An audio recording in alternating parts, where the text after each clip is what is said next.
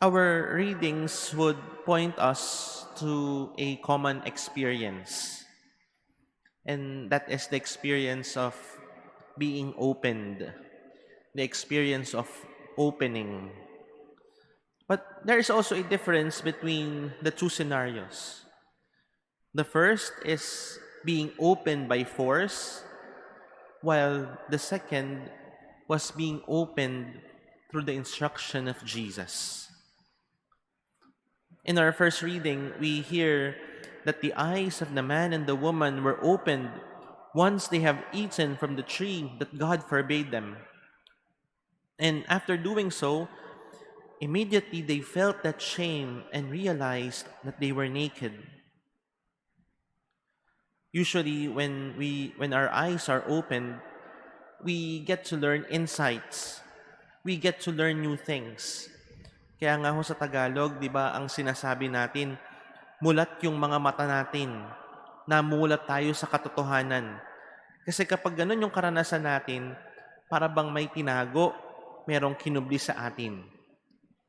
But why is it that after the eyes of the man and the woman were opened, instead of having a positive feeling, because they have gained something, because they have gained knowledge, they felt otherwise.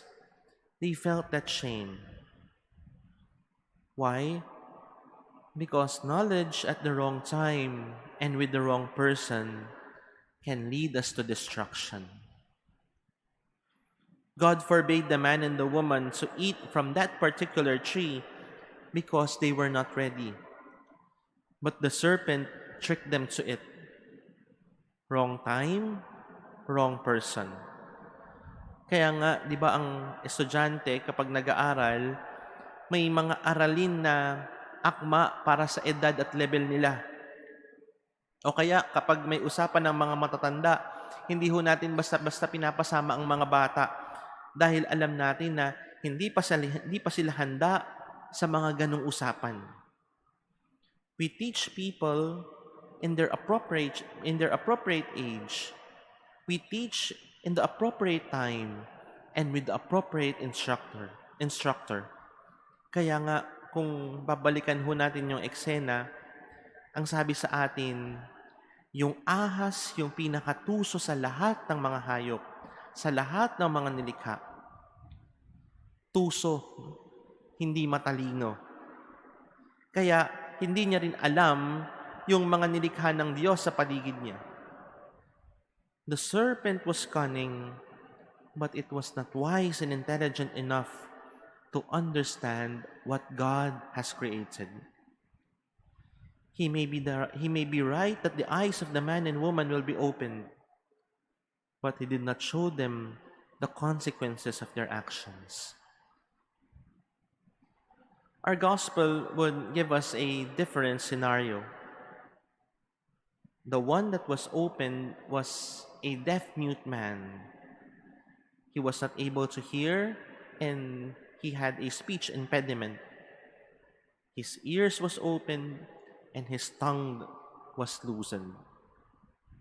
But it was an opening that Jesus instructed.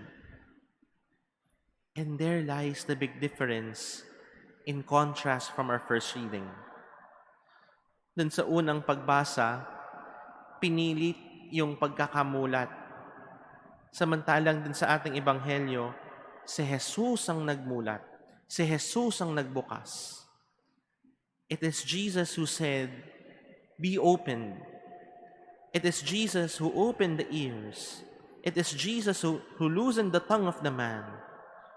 And if it is Jesus who opens, then the only thing that will happen to us is wholeness, completeness. Now the question is, to whom do we let ourselves be open? Kanino ba tayo nagpapabukas? Kanino ba tayo nagpapamulat? Nagpapamulat ba tayo sa kamunduhan? O nagpapamulat ba tayo sa landas ni Jesus? Halimbawa, kapag namulat tayo sa daan ng pandaraya, hinahayaan ba natin na matangay tayo dahil doon tayo kikita. Dahil mas pabor sa atin yung daan na yon, mas makalalamang tayo sa iba. O hahayaan pa rin ba natin yung ating sarili na dumaan dun sa daan ni Jesus? Sa daan ng katotohanan, sa daan ng katwiran. Sana ito po yung matutunan natin. Yung mapakinggan yung utos ni Jesus at hindi yung panlilinlang ng kalaban. May we have that ear of being able to listen to the instructions of Jesus so that we can reject the lures and temptations of the enemy.